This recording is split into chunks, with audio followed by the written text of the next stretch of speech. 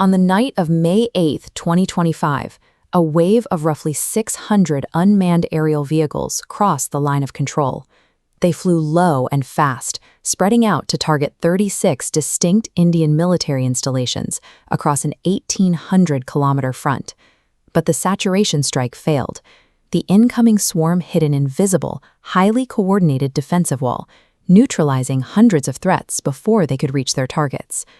This massive aerial retaliation was the climax of a conflict catalyzed weeks earlier.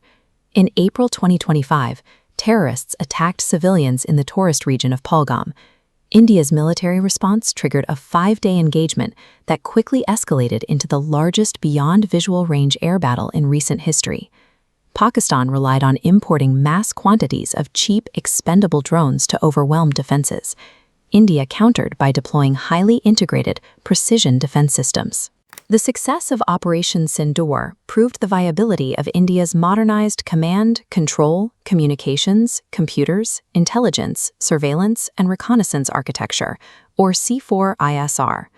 Defeating a 600-drone swarm required entirely new defense doctrines based on technological sovereignty and domestic manufacturing. India's initial offensive response was executed in exactly 23 minutes. A tri-service strike targeted 11 Pakistani airbases and radar installations with strict precision. The primary tools for this, suppression of enemy air defenses, or SEAD, were loitering munitions. These are unmanned weapon systems designed to circle a target area, survey the terrain, and physically crash into the objective. This tactical map visualizes how indigenous and co-produced munitions like the Sky Striker and Harap utilize a low acoustic signature. They fly close to the ground, deliberately weaving through the blind spots of overlapping radar cones. Once inside the denied airspace, they hover over the designated zones. They use thermal imaging and artificial intelligence to identify high-value assets, like radar dishes or missile launchers, and destroy them. This degree of precision requires constant, real-time intelligence. That backbone was provided by the Indian Space Research Organization. A network of at least 10 dedicated military satellites continuously monitored the northern borders, feeding exact target coordinates directly to the drone operators. The operation dismantled the adversary's Chinese-supplied air defense systems. The strikes were completed without the loss of a single Indian asset.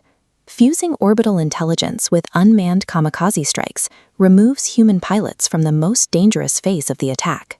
In response to the strikes, Pakistan launched its wave of 600 Turkish and Chinese drones, attempting to saturate Indian radar frequencies and exhaust interceptor stockpiles. To prevent this exact saturation tactic, India deployed the Sudarshan Chakra architecture.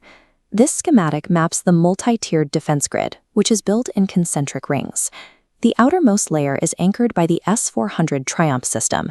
It possesses a radar envelope capable of detecting threats up to 600 kilometers away. During the conflict, the S-400 executed a confirmed interception approximately 300 kilometers deep into hostile territory, neutralizing aircraft before they approach.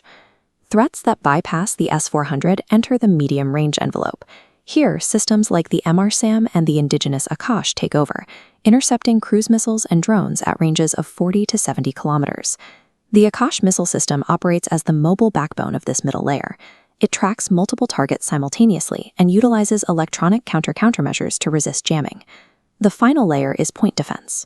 Upgraded low-level air defense guns fire air-burst ammunition rounds, while directed energy weapons and soft-kill jammers disable the guidance systems of any surviving low-altitude drones. Stacking these engagement zones creates a high-density filter. If a low-flying kamikaze slips past the long-range interceptors, the short-range nets are already tracking it. A stack of advanced missiles is effectively useless if the batteries cannot share data. Isolated defense nodes can easily be overwhelmed by a mass swarm targeting a single blind spot. The entire Sudarshan Chakra grid is fused together by the Integrated Air Command and Control System, or IACCS. It acts as the central nervous system for the airspace. This system generates a real-time picture of the sky. It assesses incoming threat vectors and instantly allocates the optimal interceptor, whether an Army gun, Navy missile, or Air Force platform, to the target. The effectiveness of this coordination was proven in the aftermath. Forensics recovered debris from advanced Chinese PL-15 missiles and Turkish YHIA drones, all neutralized before reaching their targets. Pakistan's strategy relied on the sheer volume of imported hardware.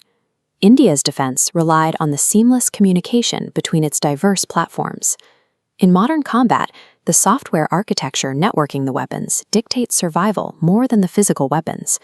But shooting down hundreds of drones introduces a severe economic problem. Firing an ultra-expensive precision missile at a cheap piece of plastic and fiberglass leads directly to financial attrition. This split-screen chart illustrates the cost-to-kill ratio. A basic kamikaze drone costs roughly $4,000 to produce. A high-end interceptor, like the Scout missile, costs approximately $1 million per launch. Surviving a prolonged saturation campaign requires a high volume of cost-efficient effectors. Relying on imported interceptors is mathematically unsustainable.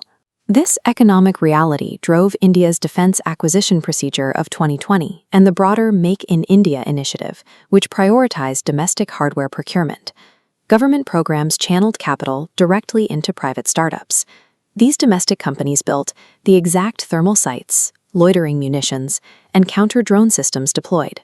The Swaki weapon locating radar is a prime example of this domestic innovation. Developed by the DRDO, it successfully tracked enemy artillery during the operation, replacing strict reliance on foreign technology. Historically, India previously imported nearly 70% of its defense equipment. By shifting to domestic supply chains, the military ensured it had the ammunition, satellite communications, and logistics vehicles to sustain the 5-day operation. Economic policy and military strategy function as a single unit. Industrial self-reliance provides the endurance required to win a war of attrition. The integration of high-end imported platforms like the S-400 with domestic systems like the Akash, all managed by a centralized digital command, granted India strict escalation control.